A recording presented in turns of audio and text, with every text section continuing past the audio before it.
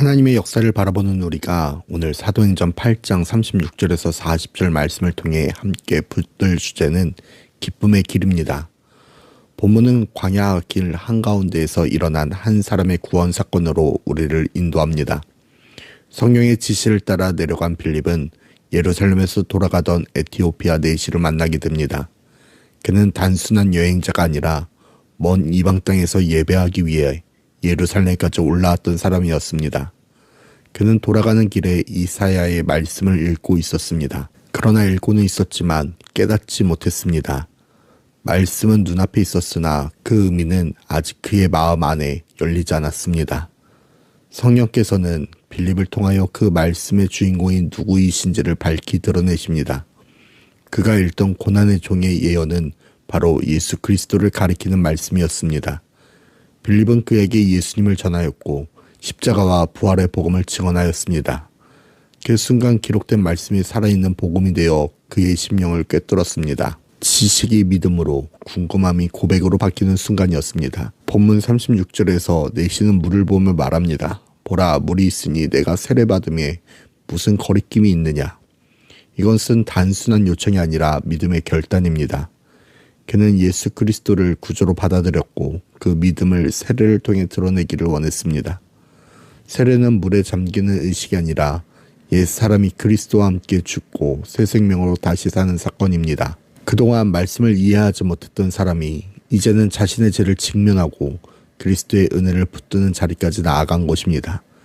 그리고 39절은 이 사건의 절정을 보여줍니다. 내시는 기쁘게 길을 가니라. 빌립은 성령에 이끌려 다른 곳으로 옮겨졌습니다. 눈에 보이는 전도자는 사라졌지만 그의 마음에 임한 구원의 확신은 사라지지 않았습니다. 환경은 여전히 광야길이었지만 그의 내면은 더 이상 광야가 아니었습니다. 그 길은 더 이상 외로운 귀환의 길이 아니라 구원을 품고 돌아가는 기쁨의 길이 되었습니다. 이 장면은 단지 한 개인의 회심 이야기가 아닙니다.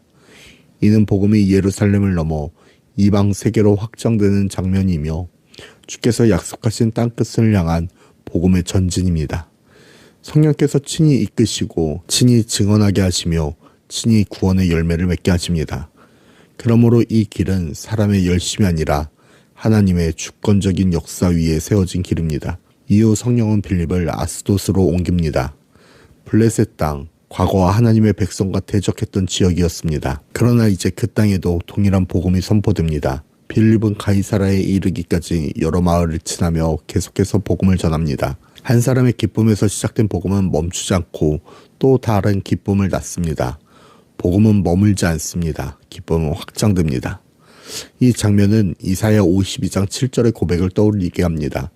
좋은 소식을 전하며 평화를 공포하며 복된 소식을 가져오며 구원을 공포하며 산을 넘는 발이 어찌 그리 아름다운가.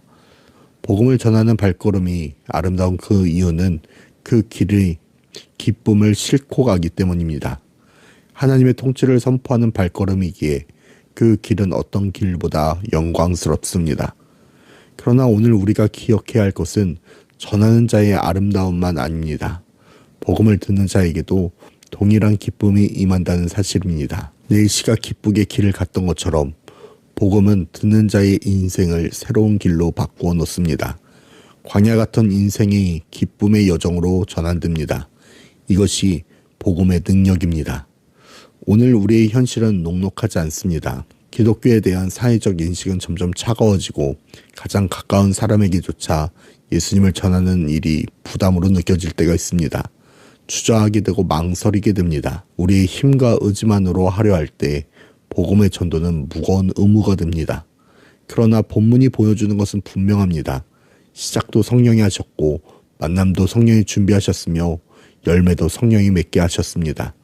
복음 전도의 본질은 우리의 능력이 아니라 성령의 인도하심에 있습니다.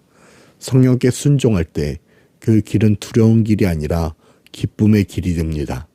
전하는 자에게도 듣는 자에게도 동일한 은혜가 흐릅니다. 우리 마음을 억지로 밀어붙이는 것이 아니라 성령께서 마음을 열어주실 때까지 우린 담대하게 말하게 됩니다. 그리고 그 순종의 자리에서 하나님은 우리에게도 기쁨을 허락하십니다. 사랑하는 성도 여러분, 복음을 전하는 일은 짐이 아니라 특권입니다. 그 어떤 일보다도 가치 있고 그 어떤 길보다 복된 여정입니다. 우리에게 가장 좋은 소식이 된 복음을 다른 이에게도 흘려보내는 삶, 그것이 곧 기쁨의 길입니다. 오늘도 성령의 충만함을 구하십시오. 성령의 인도하심의 길을 기울이십시오. 그 인도하심을 따라 한 걸음 내디딜 때 우리의 삶의 자리에서도 기쁘게 길을 가니라 고백이 이어지게 될 것입니다. 전하는 자도 듣는 자도 모두가 기쁨을 누리는 그 길 위에 우리 불꽃교회 모든 성도들이 서게 되기를 주님의 이름으로 축복합니다.